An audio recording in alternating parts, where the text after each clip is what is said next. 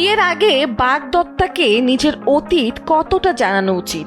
অনেকেই ভাবেন এমন বিষয়গুলো সাধারণত বিয়ের আগ মুহূর্তে এড়িয়ে যাওয়াই ভালো, পরে হয়তো সময় বুঝে বলা যাবে। কিন্তু যারা ভাবেন অতীত হয়তো খুব বড় কিছু নয়, সহজেই ঢেকে ফেলা যাবে, বাস্তবে সেটা নাও হতে পারে।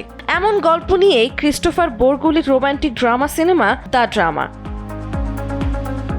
সিনেমাটির কেন্দ্রীয় চরিত্র চার্লি রূপে রবার্ট প্যাটিনসন ও এমা রূপে জেন্ডায়া বিয়ের আগ মুহূর্তে স্বাভাবিক এক প্রেমের সম্পর্কে এগিয়ে যায়। কফি শপের পরিচয় থেকে শুরু হওয়া তাদের সম্পর্ক দ্রুতই ঘনিষ্ঠতায় পৌঁছে যায়। কিন্তু এক ডিনার পার্টিতে এসে হঠাৎই এমন এক সত্য সামনে আসে যা পুরো সম্পর্ককে নাড়িয়ে দেয়। এখানেই গল্পটি মোড় নেয়। এমা নিজের অতীতের এক ভয়ঙ্কর স্বীকারোক্তি দেয়, যা চার্লির মানসিক নিরাপত্তা ও আস্থাকে ভেঙে ফেলে। ভালোবাসার জায়গায় জন্ম নেয় সন্দেহ, ভয় আর অনিশ্চয়তা। নির্মাতা দেখান অতীত কখনো কখনো বর্তমান সম্পর্কের সবচেয়ে বড় পরীক্ষা হয়ে দাঁড়ায়।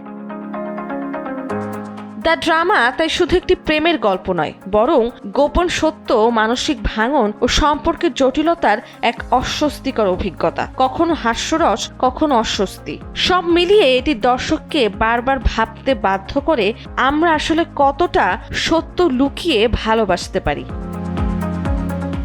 নন্দিনী আহসান, সময়ের আলো।